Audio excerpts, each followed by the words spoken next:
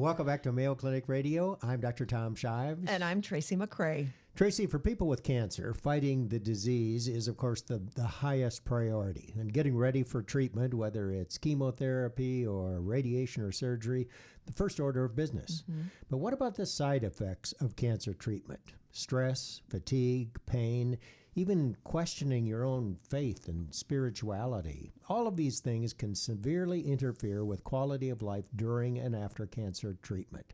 And I know you and I are fairly close to this, you a little closer than me, but my wife has recently undergone cancer treatment. Obviously harder on her than it was on me, but it's hard on everybody. Well, what do you remember about yours? I mean, obviously when you had cancer treatment, I am sure that, what was it, age 19, it interfered with your quality of life.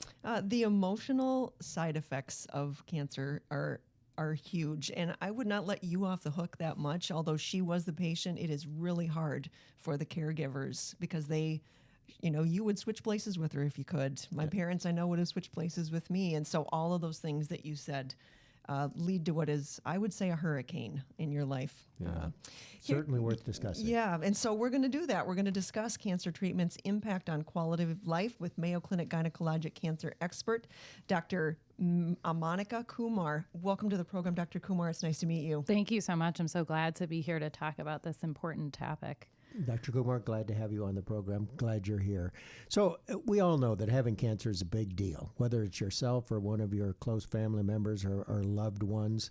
And what is it? What do you try to tell your patients at the initial visit about quality of life issues, not just for them, but for their family and loved ones?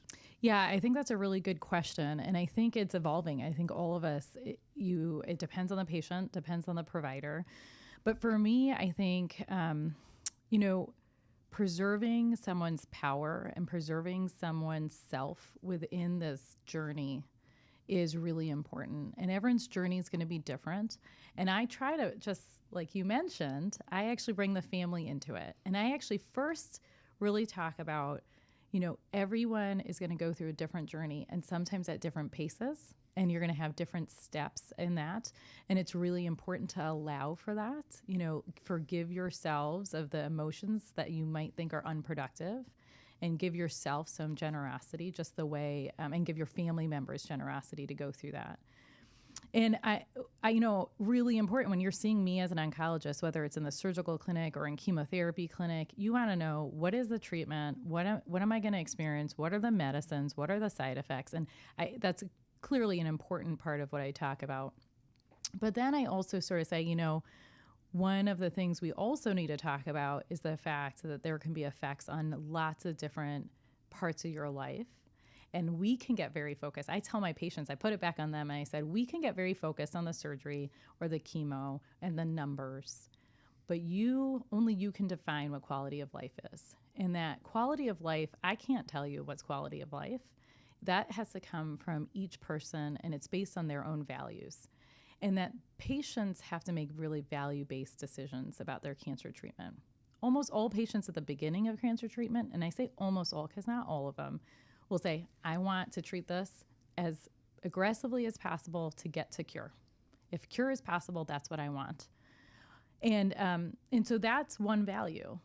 But along the way, we also have to address other things like the feeling of powerlessness, distress, anxiety, nausea, or the fear of nausea, which is almost worse than the actual nausea. Some of the drugs we give cause things like neuropathy. People don't even know what I'm saying when I say that, really saying. And for example, neuropathy for someone who spends a lot of their time doing walks, reading books, maybe not a problem. For my patient whose biggest joy is knitting, or that's what they want in their life, that's a problem. And so we have it's pain, weakness, and tingling of the feet and hands usually. Exactly. Yeah. Okay. Exactly. And it can lead to an inability to do things like knit or sew or write or whatever. That powerlessness that you mentioned, I would have to chime in on that because I was 19 when I was diagnosed with lymphoma. My parents took over. We didn't discuss this, but my parents took over making all of the decisions for me. And I didn't even realize at the time that that made me angry because I was a new adult. I was 19. I will tell people now, ever since then, you know, it's been almost 30 years, I'll say, make sure that you are an active part. Make sure that you are feeling as powerful as you can. And so expand a little bit on that powerlessness part.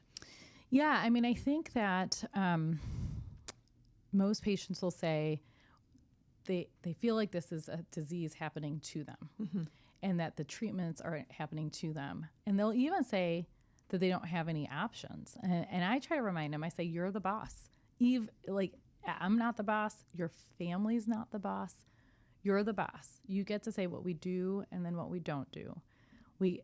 I can't offer everything. You know, I won't offer futile treatments, but we have flexibility. And sometimes I don't even myself, even though I'm very tuned into this, I won't even think to say, oh, wait, does that not work for you? Sure. Or the financial toxicity. I think that's really important, that patients feel like they can't say, you know what, this is a really expensive treatment. Is there an alternative? What about the effects of the treatment? You know, what radiation might present 10 or 20 years later, or what this chemotherapy can do. I'm shorter because of it, Dr. Shives. messes with in between the vertebrae. I did get shorter after my cancer treatment. And when do you have that conversation? Is it important to have that conversation early on about the potential long-term side effects of the treatment? Yeah, I think it depends on which of the side effects. You know, there is only so much capacity to listening and getting information someone can have. There are communication sort of tools. I remember there was one very wise person who said, when the patient has looked away, they've stopped listening. And so then you just have to stop speaking. And you know what? I mean, you guys are on the radio. You probably hate it when no one's talking, right? I am the same. And you just have to pause because they're not going to take in anything. So I do think you're obligated to get into what are long-term side effects early on, because how do you make decisions about the whole treatment course? But I think you have to use your judgment as a physician, getting to know a family, right? I like to get to know a patient. What are your values? What does your life look like? What do you want out of your life, to help make suggestions, right? It doesn't help the patient if I just say, here's your 7 options, you choose. Some of my job is to also make a recommendation. Here are your 7 options. I recommend this, number 6, because of these reasons. This is what I heard from you. This is your disease. And that's why I would make this recommendation. And I think that getting to know someone and also inviting them to share their values with their providers. It's never an easy conversation, is it? And it's not a 15-minute appointment. Yeah, and it's not a one-time conversation either, because you can have that many times before it all starts to sink in. And you have to, because it changes, right? So that changes during the course of treatment. It changes with every surgical complication. What you think you're willing to go through and what you will be willing to go through can change, or what you thought you would never accept sometimes becomes acceptable. All right. Dr. Amanika Kumar, gynecologic surgeon, cancer expert, thanks so much for being with us. Great conversation. Thank you.